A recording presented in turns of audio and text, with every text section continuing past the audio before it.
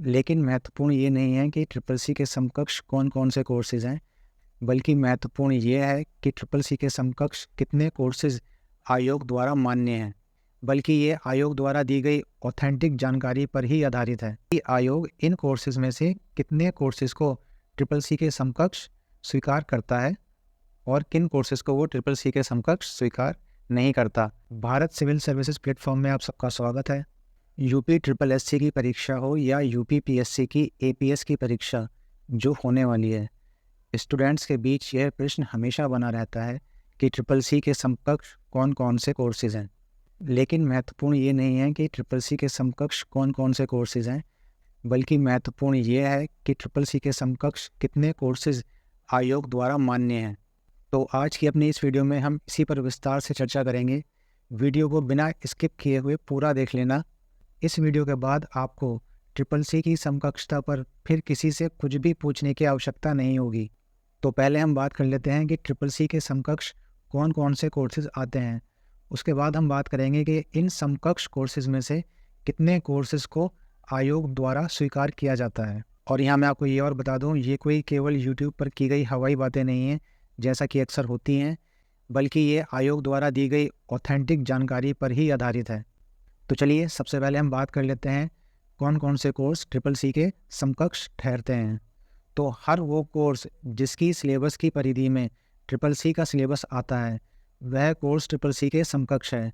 मतलब जितना syllabus triple C के अंतर्गत पढ़ाया जाता है, यदि उतना सिलेबस आपके द्वारा किए गए कंप्यूटर कोर्स में आपको पढ़ाया गया है, तो आपका कोर्स ट्रिपल सी के समकक्ष है।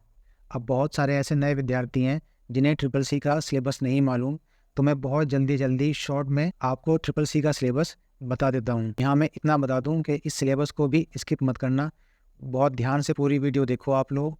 इसके बाद आपको अपने सभी प्रश्नों का उत्तर मिल जाएगा। तो चलिए शुरू करते हैं हम ट्रिपल सी के सिलेबस से। ट्रिपल सी के सिलेबस में सबसे पहला चैप्टर है इंट्रोडक्शन टू कंप्यूटर।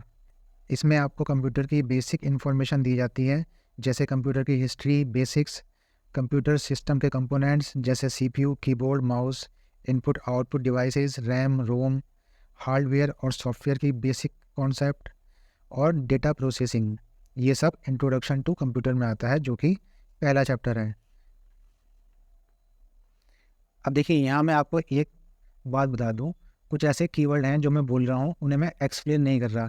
जैसे कि अभी मैंने बोला डेटा प्रोसेसिंग, तो मैं आपको ये नहीं बताऊँगा डेटा प्रोसेसिंग होता क्या है। आप में से बहुत सारे विद्यार्थी ऐसे हैं जिन्होंने ट्रिपल सी या अन्य कोई कंप्यूटर कोर्स किए हुए हैं, तो आपको ऑलरेडी ये मालूम है कि डेटा प्रोसेसिंग क्या होता है। और यदि आपने अभी तक कोई कंप्यूटर कोर्स नहीं किया है, तो निश्चित रूप से आप भविष्य में इसे करेंगे तो आप स्वयं जान जाएंगे कि डेटा प्रोसेसिंग क्या है। तो यहाँ मैं इसे विस्तार से बताकर वीडियो को बहुत ज़्यादा लंबा नहीं करना चाहता, इसलिए मैं आपको सारा सिलेबस शॉर्ट में बता रहा हूँ। इसके बाद दूसरा चैप्टर इसमें आता है introduction to GUI based operating system. इसमें ऑपरेटिंग सिस्टम के बारे में बेसिक जानकारी दी जाती है, जैसे विंडोज़, लाइनक्स आदि ऑपरेटिंग सिस्टम। इसमें आपको यूज़र इंटरफेस के बारे में पढ़ाया जाएगा।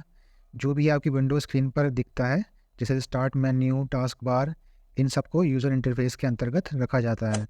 ऑपरेटिंग सिस्टम की सेटिंग्स और फाइल मैनेजमेंट भी इसी में आता है। इसके बाद तीसरा चैप्टर है आपका एलिमेंट्स ऑफ वर्ड प्रोसेसिंग। इसमें आपको वर्ड को हैंडल करना सिखाया जाता है, मतलब MS वर्ड। इसका मतलब ये है कि जब आप MS वर्ड खोलते हैं तो उसके मेन्यू बार को हैंडल करना, डॉक्यूमेंट्स को ओपन करना, सेव करना, प्रिंट करना, पेज सेटअप, टेक्स्ट को फॉर्मेट करना, पैराग्राफ बनाना और टैबुलेशन आदि। इसके बाद अगला चैप्टर है आपका स्प्रेडशीट। स्प्रेडशीट का मतलब है MS एक्सेल जैसे होता है, तो जो सारे आप ऑपरेशंस MS वर्ड में करते हैं, वही सारे ऑपरेशन आपको स्प्रेडशीट में यानी MS एक्सेल में करने होंगे। पांचवा आपका चैप्टर आता है कंप्यूटर कम्युनिकेशन एंड इंटरनेट। इसमें आपको कंप्यूटर नेटवर्क के बारे में पढ़ाया जाएगा, जैसे लैन और वैन क्या होता है, और इंटरनेट के बारे में जो भी बेसिक इन्फॉर्मेशन है वो सब आपको इसमें पढ़ाई जाएंगी। अगला आपका चैप्टर आता है chapter number 6, WWW and web browser. इसमें आपको वेब पेजेस को हैंडल करना सिखाया जाता है। सातवां आपका चैप्टर है कम्युनिकेशन एंड कोलैबोरेशन। इसमें आपको ईमेल के बारे में सभी बेसिक जानकारी दी जाती हैं। आठवां चैप्टर है आपका स्मॉल प्रेजेंटेशंस। इसमें आपको पावर पॉइंट और स्लाइड्स के बारे में सब कुछ पढ़ाया जाता है। तो ये है ट्रिपल सी का पूरा सिलेबस। तो यदि आपके सिलेबस में इतना सिलेबस कवर होता है ट्रिपल सी का, तो आपका कोर्स ट्रिपल सी के समकक्ष है। देखिए दोस्तों, यहाँ मैं एक बात और बता दूँ आपको कि ट्रिपल सी एक बहुत ही बेसिक कंप्यूटर कोर्स है। जैसा आप सिलेबस देख के समझ गए होंगे, तो इसकी पूरी संभावना है कि आपने जो भी कंप्यूटर कोर्स किया है वो निश्चित तौर पे ट्रिपल सी के समकक्ष ही होगा। तो अब हम आते हैं अपने इस वीडियो के सबसे महत्वपूर्ण भाग पर कि आयोग इन कोर्सेज़ में से कितने कोर्सेज़ को ट्रिपल सी के समकक्ष स्वीकार करता है और किन कोर्सेज़ को वो ट्रिपल सी के समकक्ष स्वीकार नहीं करता।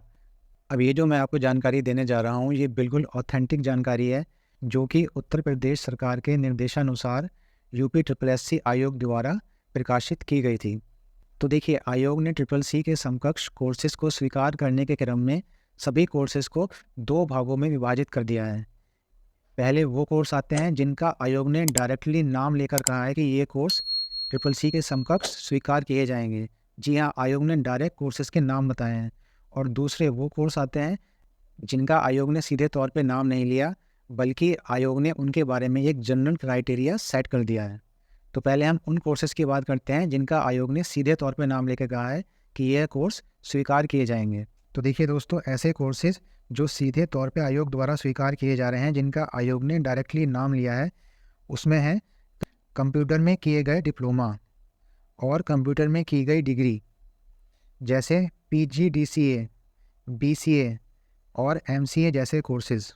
जी हाँ दोस्तों, यहाँ आयोग ने सीधे तौर पे ये स्पष्ट कर दिया है कि वह कोर्स जो पूर्णतः कंप्यूटर पे आधारित हैं, मतलब उनमें केवल कंप्यूटर ही पढ़ाया गया है। जैसे कंप्यूटर में किए गया कोई भी डिप्लोमा, जैसे कि PGDCA होता है, या कंप्यूटर में की गई कोई भी डिग्री जैसे BCA या MCA, इस प्रकार के वो सभी कोर्सेज़ जो केवल और केवल कंप्यूटर पर ही आधारित हैं, जिनका केंद्रीय विषय कंप्यूटर ही है, ऐसे सभी कोर्स आयोग को ट्रिपल सी के समकक्ष मान्य हैं।